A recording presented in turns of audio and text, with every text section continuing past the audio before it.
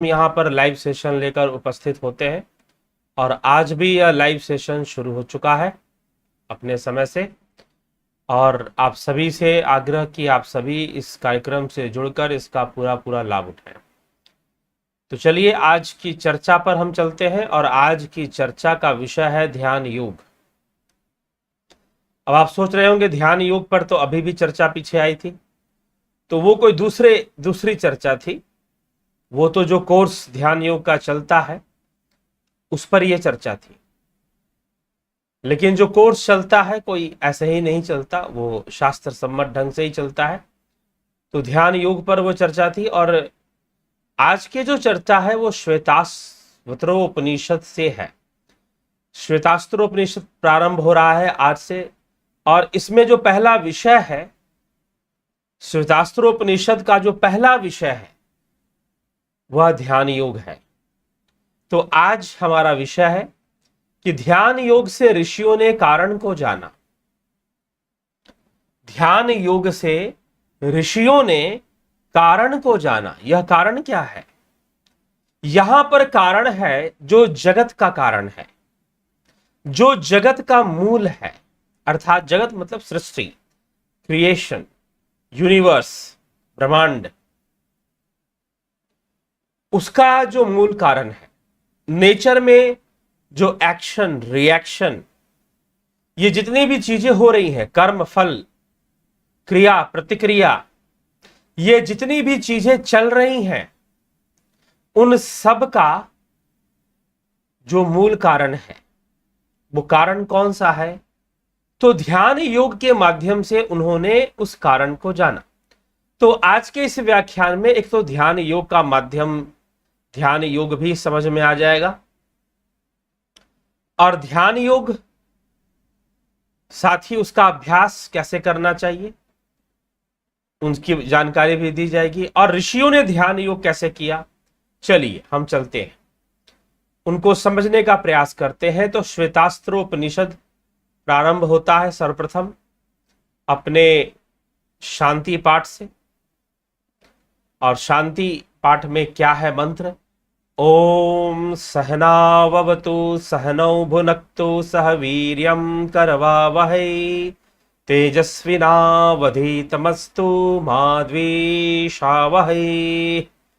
ओम शांति शांति शांति।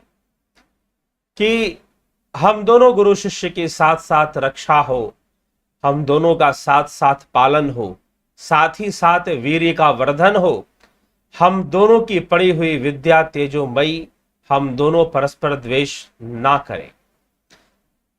किम कारणम ब्रह्म कुतः स्म जाता? हरि ओम ब्रह्मवादिनो वदन्ति किम कारणम ब्रह्म कुतः स्म जाता जीवाम केन च संप्रतिष्ठा अधिष्ठिता केन सुखेतरेषु वर्तामहे ब्रह्मविदो व्यवस्थाम। हरि ओम। अर्थात इस प्रकार परमात्मा का नाम लेकर, ब्रह्म का स्मरण करके उपनिषद को प्रारंभ किया जा रहा है। ये बात यहां पर समझाने का प्रयास किया जा रहा है। फिर आगे लिखते हैं, अब चर्चा प्रारंभ हो रही है इस श्लोक से। अगले श्लोक से क्या चर्चा है? कालः स्वभावो नियतिर्दृक्षा भूतानि योनिः पुरुष इति चिंतया संयोग एषाम न त्वात्म भावा दात्माप्यनीश सुख दुख हेतु। कि काल स्वभाव निश्चित, काल स्वभाव निश्चित फल देने वाला कर्म, आकस्मिक घटना पांच भूतों जीवात्मा के कारण है। इस पर विचार करना चाहिए। इन काल आदि का समुदाय भी इस जगत का कारण तो नहीं हो सकता।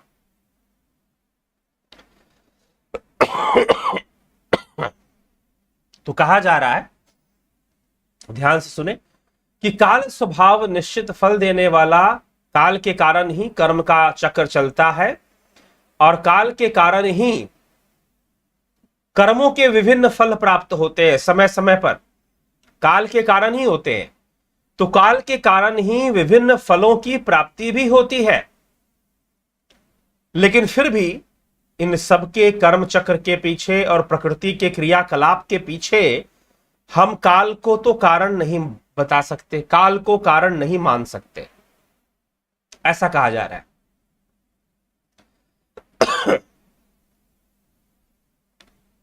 तो कारण तो नहीं है, इस पर विचार करना चाहिए कि कारण क्या है। काल स्वभाव निश्चित फल देने वाला है।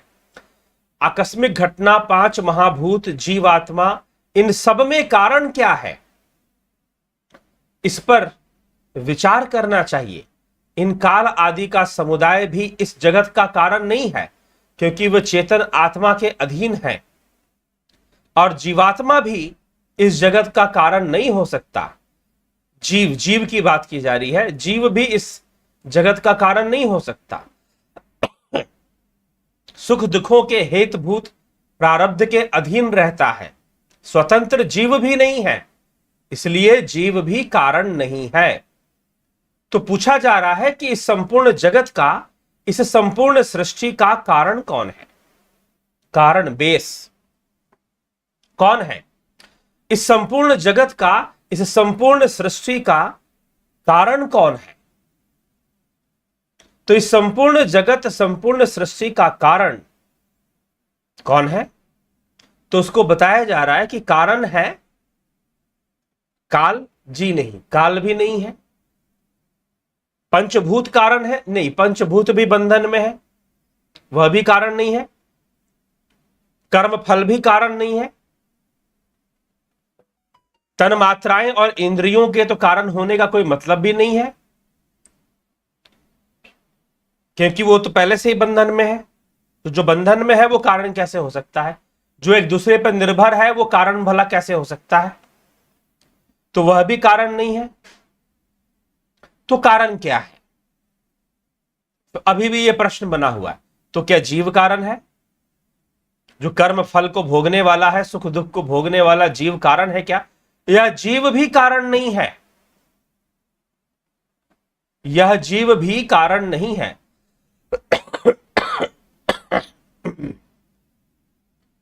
यह जीव भी कारण नहीं है, तो कारण क्या है फिर?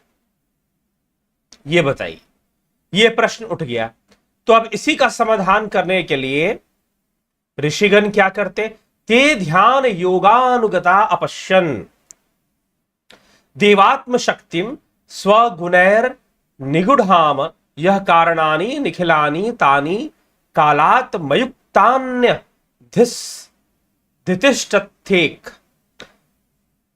उन्होंने ध्यान योग में स्थित होकर, ऋषियों ने ध्यान योगानुगता अपश्यन, ते ध्यान योगानुगता अपश्यन, कि ध्यान योग के द्वारा निगुढ़ाम, जो ढकी हुई है गुणों से, अवगुणों से, तो 3 गुण, रजोगुण, सतोगुण, तमोगुण की चर्चा हो चुकी है।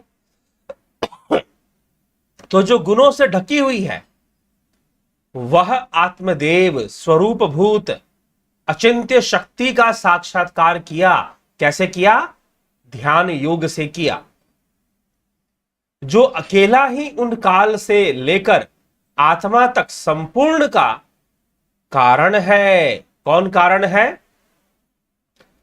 उस जीव का भी जो कारण है, पंचभूतों का भी जो कारण है, और जो काल का भी कारण है, वह आत्मा, वह ब्रह्म। तो कैसे ऋषियों ने उसे जाना? ध्यान योगानुगता अपश्यन। तो ब्रह्म को जानने का साधन क्या है? ब्रह्म को जानने का साधन क्या है? तो ब्रह्म को जानने का साधन ध्यान योग है।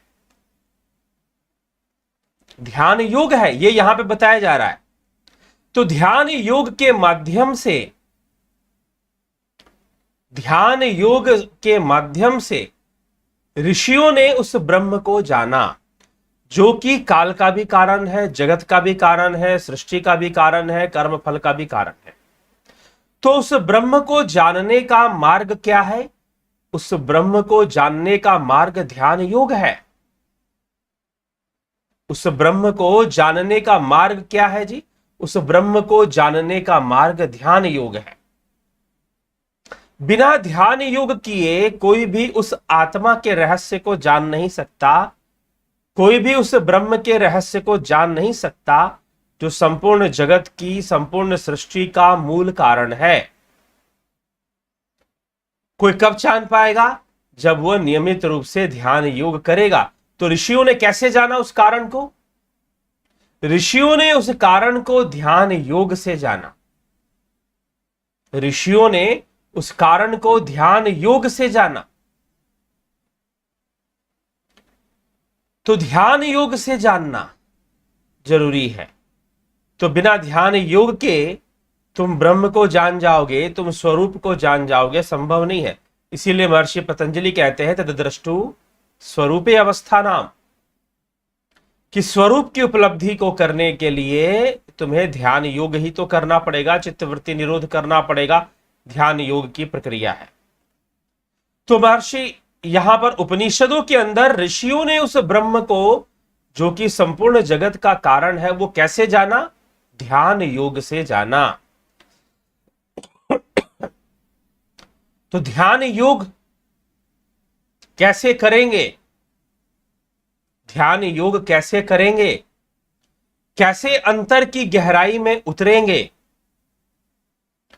कैसे अंतर की गहराई में उतरेंगे और कैसे ध्यान योग करेंगे? तो जिज्ञासुओं, ये हमें ब्रह्म को जानने का मार्ग बताया जा रहा है कि ब्रह्म को जानना कैसे है। तो ध्यान योग से जानना है। ध्यान योग से ब्रह्म को जानना है, दूसरा कोई रास्ता नहीं है। और ध्यान योग कहीं बाहर जाकर नहीं होगा। ध्यान योग कोई बाहरी वस्तु पर ध्यान लगाने से नहीं होगा। ध्यान योग तो भीतर में होगा। और वो भीतर में कैसे होगा? जब करोगे अभ्यास तभी होगा। महर्षि पतंजलि का अष्टांग योग, यम नियम आसन प्राणायाम प्रत्याहार धारणा ध्यान समाधि, ध्यान योग का ही रहस्य उद्घाटित करता है।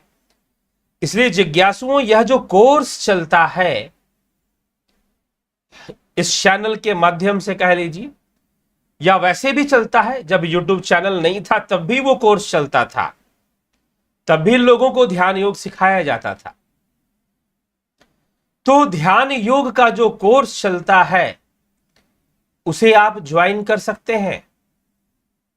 वह ध्यान योग का ही कोर्स है, सिर्फ ध्यान योग नाम नहीं है उसका। वो ध्यान योग पूरा उसमें सिखाया जाता है। लगभग 28 वीडियोस में 1 महीने का यह कोर्स, जो ध्यान योग जिसके माध्यम से कराया जाता है। तो हम ध्यान योगी बने और हम ध्यान योग करें, यह हमारे लिए क्या है? महत्वपूर्ण है।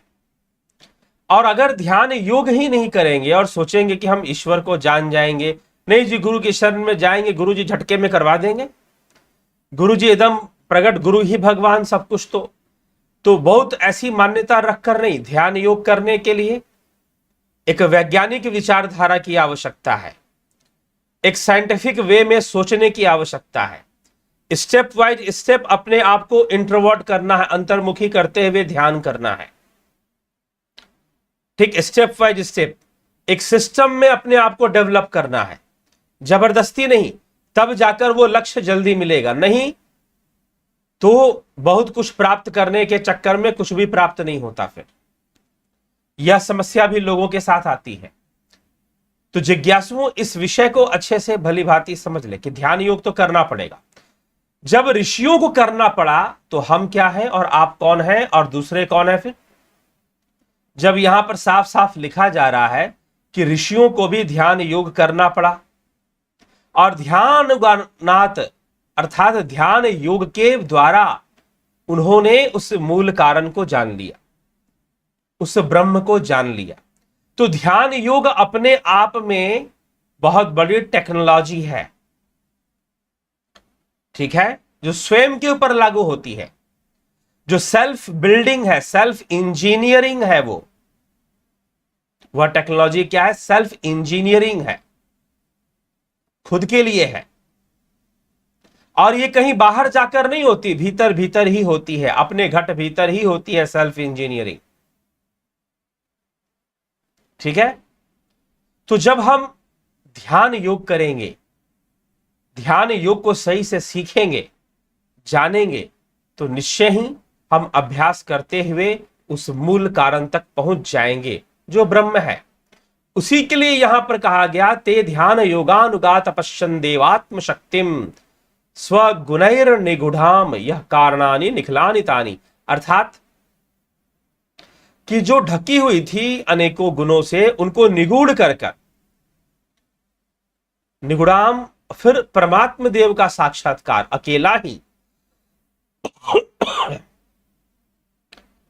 उन काल से लेकर जीव तक का संपूर्ण कारणों का शासन, कारणानि अधितिष्ठति निखलानि, संपूर्ण कारणानि अधितिष्ठति, कारणों पर शासन करता है, कि जो दूसरे के कारण है उन सबका जो कारण है, जैसे बुद्धि अहंकार का कारण है, बुद्धि और अविद्या, बुद्धि और अविद्या अहंकार का कारण है, अहंकार मन का कारण है, मन फिर भूत और इंद्रियों का कारण है। तो इस प्रकार से जो सबके कारण है, जो अनेकों प्रकार के विभिन्न कारण हैं, उन सबका जो परम कारण है वह ब्रह्म, उसको जाना। कैसे जाना? ध्यान योग से जाना।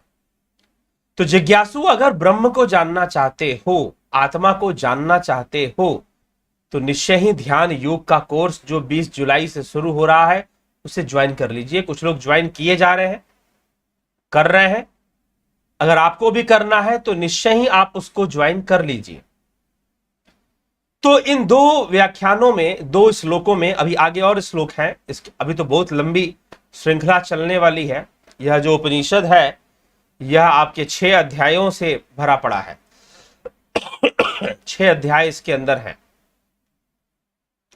तो उपनिषद, श्वेतास्त्र उपनिषद 6 अध्याय है, तो 6 अध्यायों पर चर्चा होने वाली है, इसमें लंबी चर्चा जाने वाली है। तो चिंतित ना हो, बने रहे साथ में और श्वेतास्त्र उपनिषद की चर्चा को श्रवण करते रहे। तो इसका प्रारंभ जो है इस बात से होता है कि भाई जगत का कारण क्या है, संसार का कारण क्या है। तो क्या काल कारण है? जी नहीं, काल भी कारण नहीं है, ऐसा कहा गया। क्या कर्म कारण है? कर्म भी कारण नहीं है। क्या इंद्रियां कारण है? इंद्रियां भी कारण नहीं। क्या पंचभूत कारण है? इन पंचभूत भी कारण नहीं है, उनसे बनी है। हाँ, मूल कारण नहीं है वो, ऐसा नहीं कि कारण नहीं, कारण तो है, मूल कारण नहीं। ये भी यहां पर बाद में मान लिया गया है कि वह मूल कारण नहीं। हमें तो परम कारण को ढूंढना है, जो परम कारण है। तो उस परम कारण को ढूंढने में लोग लग गए, और जब लोग लग गए परम कारण को ढूंढने में, तो फिर उस परम कारण तक वो पहुंचते हैं। कैसे पहुंचते हैं? ध्यान योग से पहुंचते हैं,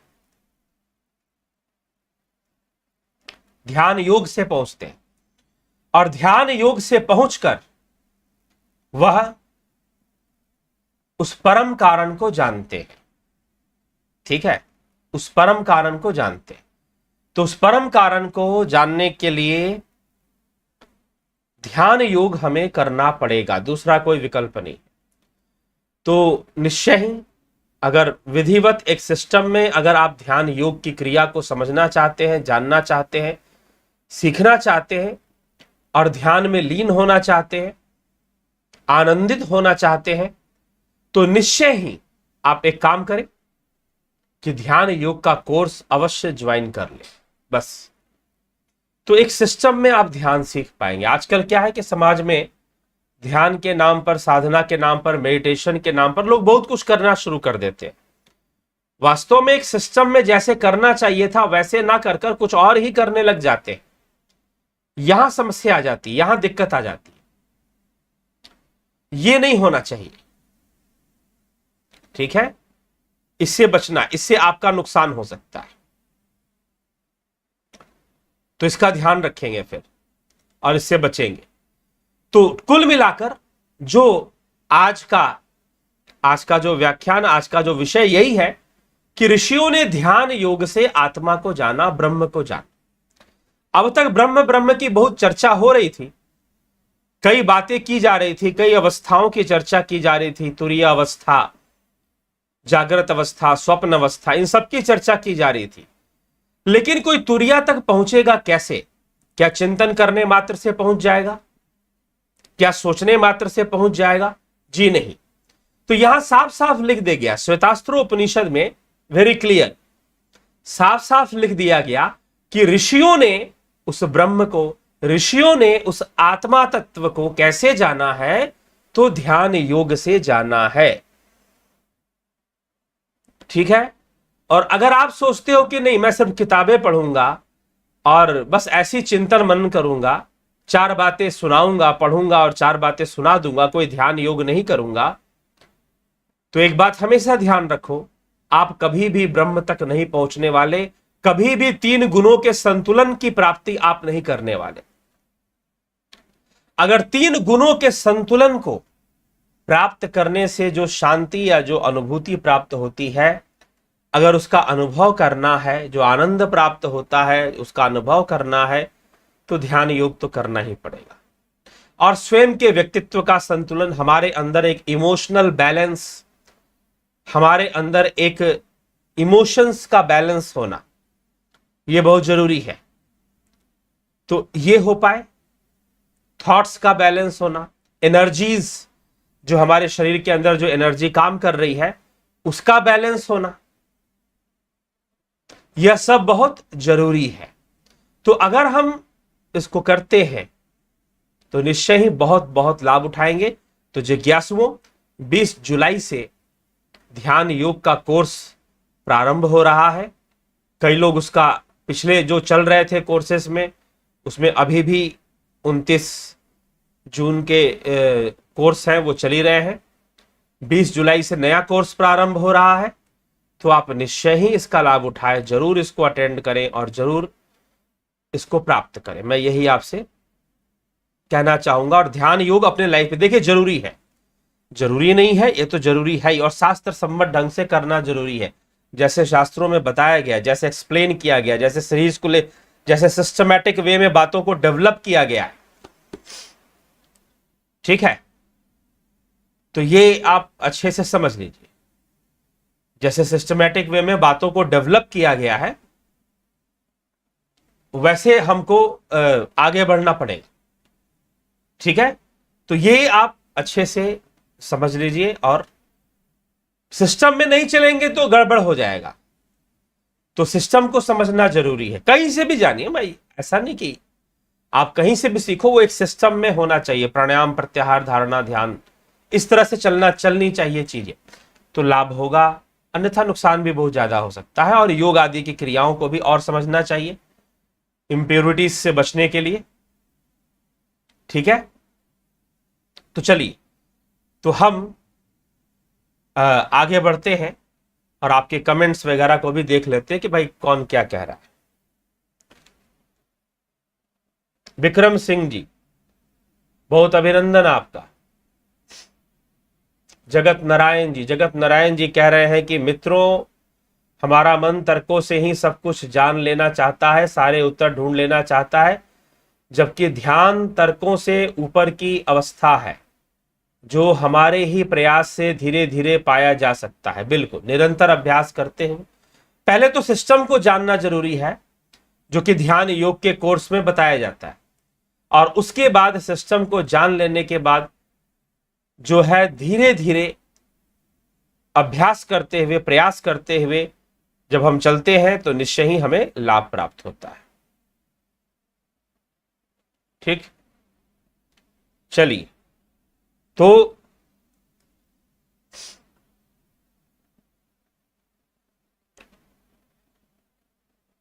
और क्या कह रहे हैं देखें।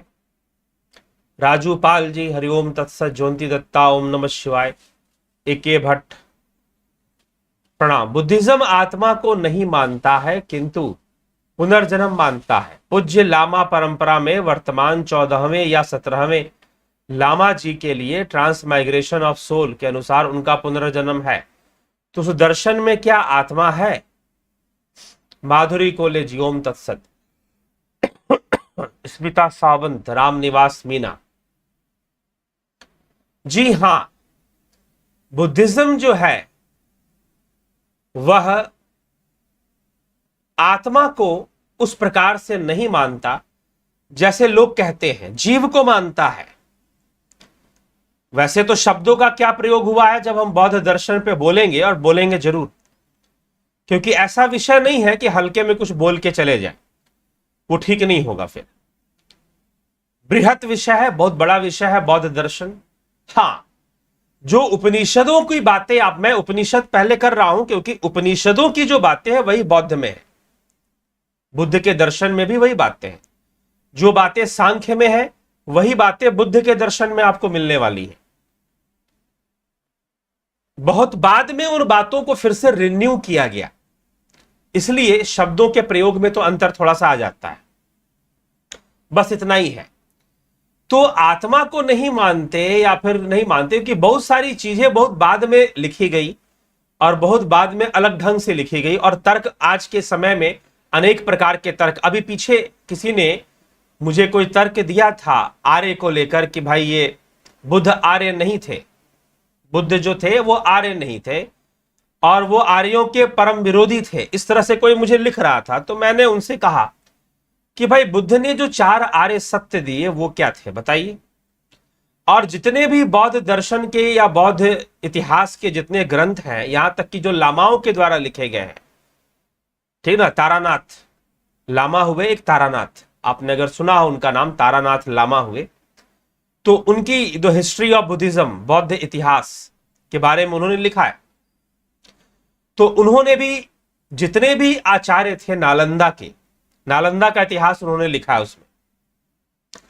तो जितने भी आचार्य थे, नालंदा के बड़े बड़े आचार्य जितने भी थे, उनके ऊपर एक एक चैप्टर दिया है उन्होंने अपने किताब के अंदर, ठीक है, अपने इस ग्रंथ, किताब नहीं है, अच्छी खासी मोटी ग्रंथ है वो, कोई छोटी मोटी किताब नहीं है। तो लामा तारानाथ ने हिस्ट्री ऑफ बुद्धिज्म, अंग्रेजी में उसको ट्रांसलेट कर लिया गया हिस्ट्री ऑफ बुद्धिज्म के रूप में। तो उन्होंने उसमें जितने भी चैप्टर्स लिखे हैं आचार्यों के ऊपर, नागार्जुन हो गए, दिग्नाग हो गए, वसुबंधु हो गए, धर्म कीर्ति हो गए, धर्मपाल नाम से भी एक आचार्य हो गए, तो इस तरह से जो आचार्य थे उन सबके नाम के आगे आर्य शब्द जोड़ा गया है। आर्य शब्द, आर्य दिग्नाग, आर्य वसुबंधु, आर्य नागार्जुन। और बुद्ध के 4 आर्य सत्यों के लिए तो 4 आर्य सत्य ही कहे गए हैं, आर्य सत्य। तो जब उन महानुभाव से मैंने पूछा कि ये बताइए, आप तो कह रहे हैं कि भाई बुद्ध आर्य नहीं थे, लेकिन बुद्ध आर्य सत्य का प्रचार क्यों कर रहे थे? फिर आर्य सत्य का अर्थ हो गया आर्यों का सत्य, आर्य सत्य का अर्थ हो गया आर्यों का सत्य। तो बुद्ध आर्यों के सत्य को क्यों फैला रहे हैं, क्यों प्रचार कर रहे हैं उसका? तो इस प्रकार से मैंने कहा, तो आज तक उनका दोबारा व्हाट्सएप मैसेज किया ही नहीं उन्होंने, आज तक पता नहीं कहां विलुप्त हो गए। ठीक है, व्हाट्सएप पर ही उन्होंने कुछ प्रश्न पूछे थे, लेकिन आज तक उन्होंने मैसेज नहीं किया। ठीक है, तो ये कई चीजें हैं, तो कई चीजें बहुत बाद में बिगड़ी हैं, राजनीति के कारण बिगड़ी हैं। बुद्ध आत्मा को नहीं मानते थे, उस ढंग से नहीं मानते थे जैसे कि आत्मा भटकती है, यह कहा जाता है। जैसे कि आत्मा है, आत्मा नहीं है, आत्मा के कर्म होते हैं, आत्मा नहीं, जीव के कर्म होते हैं। तो एक अलग ढंग से किसी चीज को मानना, मान आप उसी चीज को रहे हो, लेकिन अनेकांतवाद, जैन दर्शन, अगर आप जैन दर्शन का अध्ययन आप करें, जैन फिलॉसफी को अगर आप पढ़ा है आपने, तो जैन फिलॉसफी क्या का जो अनेकांतवाद है वो क्या कहता है कि आपने किसी वस्तु को देखा, जैसे कि मान लीजिए ये मोबाइल फोन है, ठीक है, तो ये फोन है, आपने पीछे से देखा, आपने आगे से देखा। तो जब आपने पीछे से देखा, आगे से देखा, जैसे भी आपने देखा, तो आप कुछ कह सकते हो इसके लिए कि भाई ये तो ऐसी चीज लगती है। मान लो पीछे से देखते हो तो आपको लग सकता है कि बक्से जैसा कोई चीज है, शायद उसका ये लॉक है, ताला है, ये कुछ, ठीक है, आप ऐसा भी सोच सकते हो। ठीक है, ऐसे भी कह सकते हो आप। लेकिन जब आप सामने से देखोगे नहीं ये तो टच स्क्रीन मोबाइल है? आप ऐसे भी मान सकते हो फिर। तो एक वस्तु को अनेक दृष्टि से देखा जाए तो वो अलग अलग चीजें दिखाई देती, और हम कभी भी किसी वस्तु को पूर्णता नहीं देखते। ये इंद्रियां देख ही नहीं सकती, इंद्रियां अपूर्णता को देखती हैं। इंद्रियां किसे, ये जैन, मैं वेदांत की बात नहीं कर रहा, मैं जैन की बात कर रहा हूं, जैन फिलॉसफी की बात कर रहा हूं यहां। तो जैन फिलॉसफी कहती है कि इंद्रियां पूर्णता को नहीं देख सकती। इंद्रियां किसे देखती हैं? अपूर्णता को देखती हैं। जो भी देख रही हैं अपूर्ण देख रही हैं, ठीक है? जो भी देख रही हैं उसका एक पक्ष देख रही हैं, उसका दूसरा पक्ष उनको पता नहीं है। दूसरा पक्ष सूक्ष्म है, अलौकिक है, और इन आंखों से समानता देखा नहीं जा सकता है। तो अनेकांतवाद का जो दृष्टिकोण था जैन फिलॉसफी के अंदर, जैन दर्शन में, वो यही था। तो अब प्रश्न ये उठता है कि जो बुद्ध ने कहा वो सही था या उपनिषदों ने कहा जो वो सही था? अगर आप जैनी से, किसी जैन विद्वान से पूछोगे कि बुद्ध ने आत्मा को नहीं माना, उपनिषदों ने आत्मा को माना, और आत्मा को क्या माना? उपनिषद तो आत्मा को ब्रह्म मानते हैं, परम तत्व मानते हैं, ठीक है? उपनिषद तो आत्मा को परम तत्व मानते हैं, आत्मा को ब्रह्म मानते हैं। तो जैन दर्शन के अनुसार अगर आप जाओगे, जैन थॉट्स के अनुसार आप जाओगे, तो वो क्या कहेंगे? हाँ, जो ऐसे ही नाम का जैन होगा उसकी बात नहीं कर रहा हूं, जिसने जैन दर्शन का अध्ययन किया हो, तो उनके अनुसार वो कहेंगे दोनों सही है, दोनों सही है। अगर बुद्ध कहते हैं कि आत्मा नामक कोई चीज नहीं, तो वो भी सही है, और उपनिषद कहते हैं कि आत्मा ही सब कुछ है, आत्मा ही ब्रह्म है, तो वो भी सही है। ये एक जैन विद्वान ये कह सकता है। वो भी अपनी जगह पे सही है, ये भी अपनी जगह पे सही है, ठीक है? तो चक्कर क्या है कि राजनेताओं ने, हम फॉलो करते हैं नेताओं को, अब कुछ भी हो, थे तो नेता ही। अब नेताजी ने जो समझा दिया हमने समझ लिया। अब उन्होंने समझा दिया कि नहीं, बुद्धिज्म को ऐसे देखो, बुद्धिज्म को ऐसे समझो, तो आपने, अरे भैया ओरिजिनल टेक्स्ट पढ़िए, इसीलिए फलाने गुरुजी ने कौन सी किताब लिख दी है, फलाने गुरुजी ने कौन सी व्याख्या कर दी है। मैं अपने चैनल पर कभी नहीं करता ये काम। Directly go to original text, ठीक है? समझ गए? तब समझ में आएगा कि बौद्ध क्या है, जैन क्या है, और जो है वेद क्या है, उपनिषद क्या है। तब इनकी समानता समझ में आएगी, तब पता चलेगा तीनों तो एक ही बात कर रहे हैं, अलग अलग थोड़ी ना। ये पता नहीं कौन कौन सा धर्म हमने बना लिए, और ये धर्म थे भी नहीं। ये सब तो बहुत बाद में, अंग्रेजों के जाने के बाद, आजादी के जाने के बाद 50 तरह के धर्मों का नाम लिया जाने लगा। सिख धर्म पता नहीं एक नया नाम लिया जाने लगा, नहीं सिख धर्म नामक कोई चीज ही नहीं थी, ठीक है? और तो इसी तरह से अनेक नाम लेकर अब जो जितने भी पिछले 200 वर्षों में इस प्रकार के जो सांप्रदायिक बातें विकसित हुई हैं, वो सबकी सब राजनीति से प्रेरित रही हैं, ठीक है? तो जब वास्तव में अध्ययन करेंगे तो दोनों ही अपनी जगह सही है। अगर बुद्ध कहते हैं कि आत्मा नहीं है तो भी सही है, उपनिषद कहते हैं आत्मा ही ब्रह्म है और आत्मा ही सब कुछ है, तो भी सही। यह बस देखने का नजरिया है, ठीक है? हाँ, ये समन्वय हम बुद्ध और उपनिषद के बीच में स्थापित कर सकते हैं क्योंकि जो बाकी चर्चाएं हैं वो एक जैसी हैं, बस शब्दों का प्रयोग में अंतर है। लेकिन यही कॉन्सेप्ट आप लेकर चले जाओगे अब्राहमिक कल्ट में या अब्राहमिक थॉट में, तो वहां बात अलग हो जाएगी। वहां आसमानी ताकत को माना गया है, वहां आसमानी ताकत को माना गया है। उपनिषदों ने किसी आसमानी ताकत को नहीं माना और बुद्ध ने किसी आसमानी ताकत को नहीं माना है, ठीक है? बस इतना समझिए। और वो आसमानी ताकत को मानने वाले पुनर्जन्म को नहीं मानते। हां, कुछ कल्ट हैं ऐसे, कुछ संप्रदाय यूरोप के अंदर और अमेरिका के अंदर अभी भी कुछ संप्रदाय ऐसे हैं जो मानते हैं कि हां पुनर्जन्म होता है। दे बिलीव कि पुनर्जन्म होता है, पिछला जन्म भी होता है और अगला जन्म भी होने वाला है। कुछ संप्रदाय मानते हैं और उस पर वो काम भी करते हैं, अपना प्रचार भी करते हैं कि हां ये बात सत्य है। लेकिन जो अब्राहमिक थॉट है, विशेष करके जो इस्लाम या क्रिश्चियनिटी की थॉट है, इनको अगर हम ले तो वहां पर मुझे नहीं लगता कि पुनर्जन्म की कोई इस तरह की फिक्स मान्यता तो नहीं है।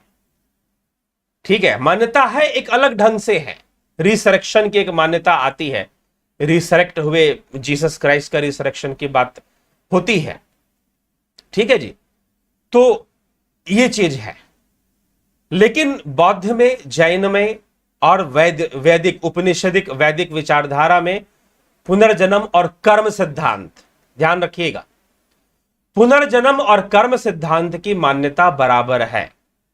सिर्फ चारवाक को छोड़ दीजिए। ठीक है, तो चारवाक विचारधारा में पुनर्जन्म की मान्यता नहीं है। चारवाक विचारधारा में पुनर्जन्म की मान्यता नहीं है। पुनर्जन्म के सिद्धांत का उपहास किया गया है, कर्म सिद्धांत का उपहास किया गया है चारवाक ने। लेकिन बौद्ध, जैन और जो वैदिक दर्शन है, इन सब में पुनर्जन्म की मान्यता है। पतंजलि योग सूत्र में साफ साफ शब्दों में लिखा हुआ है, वेदांतों में वेदांत ग्रंथों में साफ साफ शब्दों में लिखा हुआ है। तो इन सभी में पुनर्जन्म की मान्यता एक जैसी है, अलग अलग भी नहीं है, कर्म सिद्धांत पर आधारित। तो कर्म का सिद्धांत चलेगा ही चलेगा, चाहे वो बुद्ध हो, चाहे वो बौद्ध विचारधारा हो, चाहे वो उपनिषद की विचारधारा हो, चाहे जैन की। हां, कर्म सिद्धांत अब्राहमिक थॉट में नहीं चलता।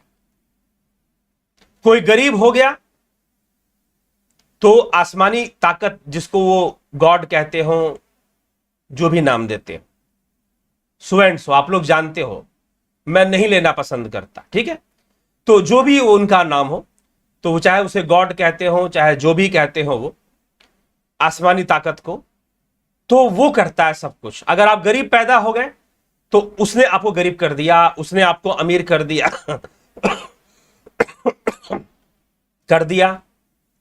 तो वो करता है सब कुछ। लेकिन in the thoughts of Buddha, Mahavira and Krishna, Krishna, Mahavir और बुद्ध के विचार के अनुसार, इन तीनों के विचार के अनुसार, आपका जीवन में अगर गरीबी आई है या अमीरी आई है या दुख आया है, कौन जिम्मेदार है? कोई आसमानी ताकत जिम्मेदार नहीं, कर्म जिम्मेदार है। कर्म ही दाता है। आप कहते हो ना कि ऊपर वाला देगा, ऊपर वाला कौन है? कहां ऊपर की दिशा कौन सी? धरती घूमती रहती है, ऊपर कहां जाओगे? ऊपर एक कोई दिशा होती है क्या भला? धरती तो 24 घंटे घूम रही है। अभी मान लो कि हमने ऊपर किया, उंगली ऐसे किया, 10 मिनट बाद धरती घूम गई, उंगली ऐसे टेढ़ी हो जाएगी फिर। तो ऊपर की कोई क्या दिशा फिर? तो इसीलिए कोई ऊपर वाला की चर्चा यहां उपनिषदों में आपको नहीं मिलने वाली। किसी ऊपर वाले की चर्चा उपनिषदों में आपको नहीं मिलने वाली। ना बुद्ध के विचारधारा में, ना बौद्ध विचारधारा में मिलने वाली है, ना जैन विचारधारा में मिलने वाली। ठीक है, आत्मा को जानो। जैन में भी, जैन मत में भी आत्मा को महत्व दिया गया है। हां, बुद्ध ने आत्मा शब्द का प्रयोग नहीं किया, बस इतना ही है, उन्होंने आत्मा शब्द का प्रयोग नहीं किया। आत्मा को मानते नहीं है वो, एक आत्मा को कुछ अलग ढंग से मान लेते हैं, उसी चीज को कोई और नाम दे देते हैं, कुछ अलग ढंग से मान लेते हैं, बस इतना ही अंतर, कोई बहुत बड़ा अंतर नहीं। तो इन सब में, इन तीनों मान्यताओं में आपको देने वाला कौन है? कर्म देने वाला है। आपको जो भी मिल रहा है कर्मों से मिल रहा है, कोई आसमानी ताकत कुछ नहीं दे रही है। ठीक है, तो ये विचार करना होगा, यह हमें समझना होगा, और अपने सनातन को बेहतर तरीके से हम समझ पाए। अगर सनातन को मजबूत करना है तो सिर्फ नारेबाजी करने से नहीं होगा, ठीक है। सनातन का सही ज्ञान, सनातन की सही समझ, यह नितांत आवश्यक है, यह बहुत जरूरी है। जब सही समझ, सही अंडरस्टैंडिंग यहां पर रहेगी तो फिर हम सही तरीके से ध्यान योग साधना भी करेंगे और सही मार्ग पर चलेंगे। तो इसीलिए अगर समझना है, जानना है तो ध्यान तो करना पड़ेगा। उपनिषदों के ऋषियों ने भी ध्यान योग किया, महावीर ने भी, तीर्थंकर महावीर ने भी ध्यान योग किया, बुद्ध ने भी ध्यान योग किया और करना ही पड़ेगा, कोई विकल्प नहीं है। नो चॉइस, कोई चॉइस नहीं है। इसीलिए शुरू कर लीजिए, जीवन के रहते एक सिस्टम में ध्यान योग शुरू कर दीजिए, ठीक है। और वही शुरुआत फॉर द बिगिनर्स, यह कोर्स होता है ध्यान योग का कोर्स। आप इसे ज्वाइन कर इसका पूरा लाभ उठाइए। चलिए इसी के साथ, और ज्वाइन करना चाहते हैं संपर्क कर लीजिए, ठीक। व्हाट्सएप नंबर मैं यहां नीचे टाइप कर रहा हूं, आपको कमेंट में, पहले भी ऐसे तो डिस्क्रिप्शन में नंबर दिए रहते हैं, लेकिन आप इस नंबर पर कांटेक्ट करें और कैसे ज्वाइन करना है आप इसके बारे में पता कर लें, ठीक।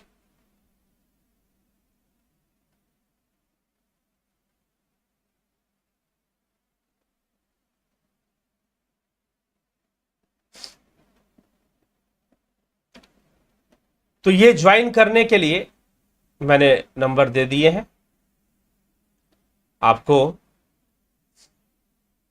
तो अभी कमेंट्स बहुत सारे हैं, वैसे मैंने पूरे कमेंट्स नहीं लिए हैं, मैंने सोचा कि बुद्धिज्म के ऊपर जो बोलना था वो बोल दिया जाए पहले। सरोज कृष्णानी जी, योगेंद्र पंडित जी, चंदूलाल साहू, बलवंत सिंह गोहिल, विश्व यात्री, विजया गणपति, ब्रह्मपाल कुमार, शिव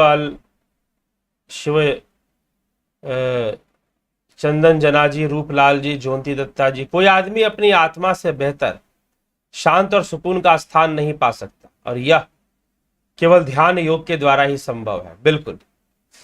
अफंता प्रोडक्शन जी, ध्यान 5 क्लास कैसे नाश्ता हो तो है, समझ में नहीं आ रहा।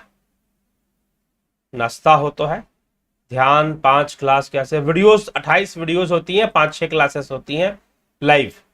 कन्हई कुमार जी, रोमेश चोपड़ा जी, रचना जी, पिंटू वासवा जी, कुलदीप सिंह, आनंद शुक्ला, भूप सिंह खिचर जी, उषा श्रीवास्तव जी, सुंदरलाल वर्मा जी, तरंगजीत सिंह जी, भरत छबलानी जी, शर्मानंद पंडित, जगदीश भट्ट,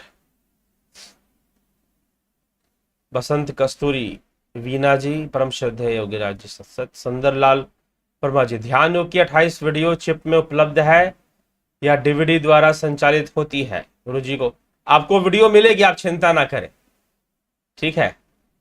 हाँ, कैसे मिलेगी? आपको मिल जाएगी, आप उसके लिए चिंतित ना हो। तो राम राम संदीप मिश्रा जी, एमपी जी, इंद्रजीत, ओम तत्सत, अर्जुन पाटिल। गुरु जी क्या पिछले वीडियोस देखें, आत्मा क्या है, विस्तार पूर्वक बताया गया है? जी हाँ, बताया गया है पिछले वीडियोस में। मनोज कुमार जी को कह रहे हैं, ठीक है। गोरख कवड़ जी, गोरख कवड़, हरिओम। तो सबका बहुत बहुत अभिनंदन, सबका बहुत बहुत स्वागत कार्यक्रम में। आप जुड़े रहे, बने रहे, ठीक है। तो चलते हैं, और ध्यान योग की क्लासेस शुरू होने वाली हैं, लाइव क्लासेस भी जल्द आने वाली है। 29 तारीख वाले, 29 तारीख से जो जिनका कोर्स चल रहा है अतीन्द्रिय ध्यान की लाइव क्लास, उनकी जल्द ही आने वाली है, ठीक है। तो उसके लिए तैयार रहें। लाइव क्लास के लिए संडे के दिन ही करते हैं, नहीं तो सैटरडे भी कर सकते हैं। आप बता सकते हैं, अगर आपको सैटरडे चाहिए तो सैटरडे को भी कर लेंगे, नहीं तो संडे को तो पक्का होगा ही होगा। रविवार के दिन लाइव क्लास होगी, अतीन्द्रिय ध्यान की लाइव क्लास होगी। जो जिनका कोर्स 29 जून से चल रहा है उनके लिए, एक अनाउंसमेंट है, बस हम बता दिए आपको, आप उसके लिए तैयार रहिए। मतलब जो वीडियोस आपको दी गई है, तैयारी का मतलब ये है कि आपको वीडियोस दी गई हैं, आप उस पर काम कर रहे हैं कि नहीं कर रहे, आप उसको देखकर अभ्यास कर रहे हैं कि नहीं कर रहे। तो उसका आप अभ्यास थोड़ा सा करिए, तभी तो लाइव क्लास में कुछ बोल पाएंगे, बता पाएंगे। तो आप जरूर उसका अभ्यास भी थोड़ा कर लीजिए और देख भी लीजिए, समझ भी लीजिए, फिर लाइव में चर्चा होगी। लाइव क्लासेस जूम ऐप और गूगल मीट पे चल सकती हैं, ठीक। तो इसी के साथ विचारों को यहां पर विराम देते हैं, आज के इस कार्यक्रम को विश्राम देते हैं। कल फिर श्वेतास्त्र उपनिषद पर बढ़ती हुई चर्चा को हम आगे बढ़ाएंगे और आगे के विषयों को समझने का प्रयास करें। बहुत बहुत आभार आप सभी का।